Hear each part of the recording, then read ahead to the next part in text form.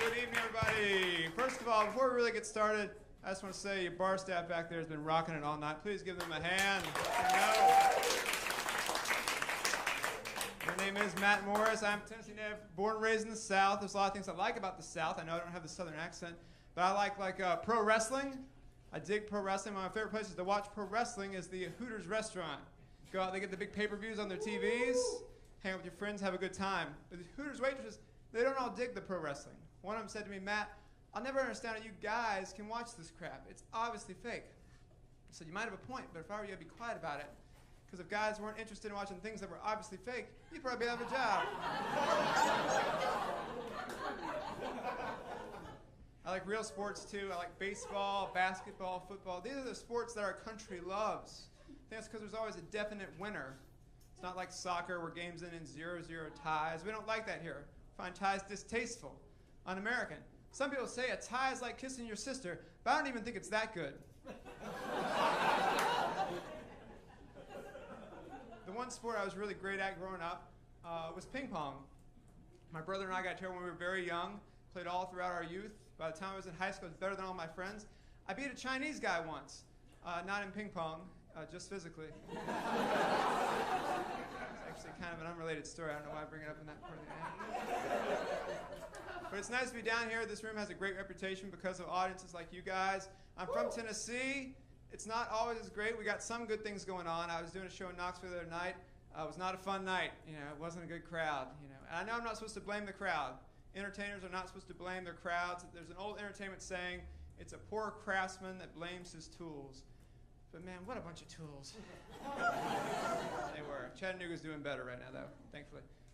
I do need to get down and hang out and do the comedy sometimes. Personal life is not going as well as I'd like for it to. Last week I had to break up with the girlfriend. Thank you. Thank you very much for the mock sympathy. For a weird reason, too. She was just always on her BlackBerry, just addicted to her BlackBerry. Every time I went over to her apartment, I'd find her on her BlackBerry. But in her defense, that Barry is a pretty good-looking guy.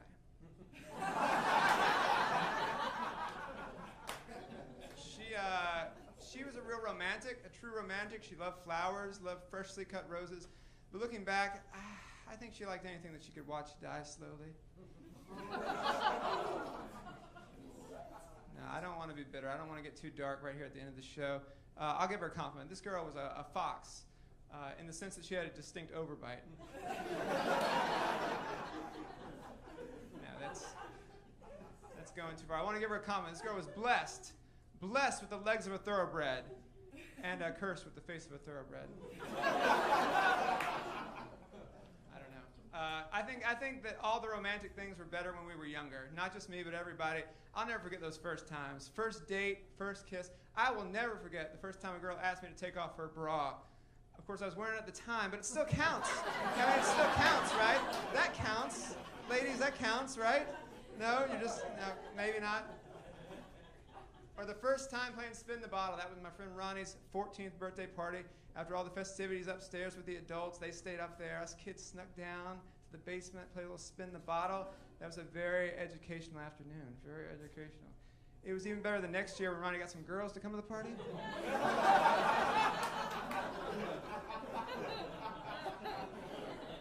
That's the one joke where people laugh really hard and it makes me worry. Like, oh, that makes sense about him.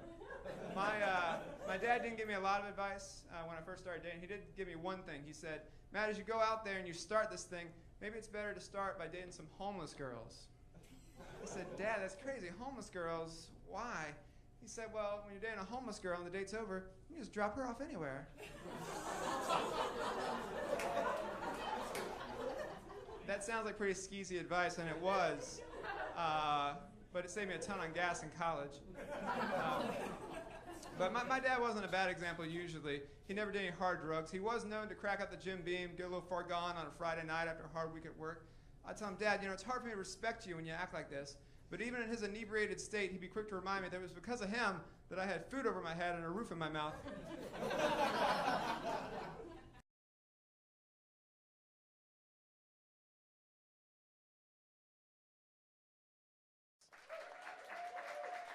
Awesome. Well, none of my friends are here, so let's talk about them. I've got one friend, she's a bisexual, The last 5 years, she's really only been dating girls. Now, she's finally with a guy again, and she's excited because it's going so well, but she's also getting nervous, because it's going to get intimate soon, and it's been so long since she's been physically intimate with a man. So I was talking to her on the phone the other night, trying to reassure her. I said, "You'll be fine. You had boyfriends back in college, right?" She said, "Yeah." I said, "Well, get back in there. I'm sure it's just like riding a dike."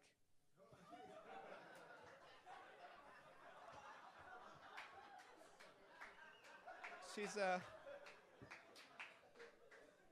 think you got it.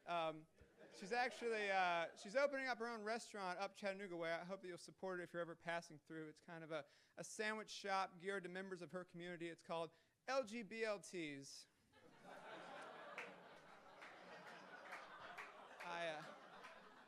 I think she's going to have success with it. I really do, because I've heard that lesbians love to eat out. That's just what I've heard. Okay. All right. That's true. I guess there's nothing wrong with a sexually themed restaurant. I mean, in the middle of the afternoon, you got these Viagra and Cialis commercials talking about erections, and they have those wild side effects like delayed backache, and I don't know if delayed backache is from the medicine or your horned-up wife riding you all night because she's finally getting some again. But there's only going to be more of these commercials. There's only going to be more of these commercials because the FDA just approved the generic of Viagra. Have you heard about the generic of Viagra? My cocks are flopping?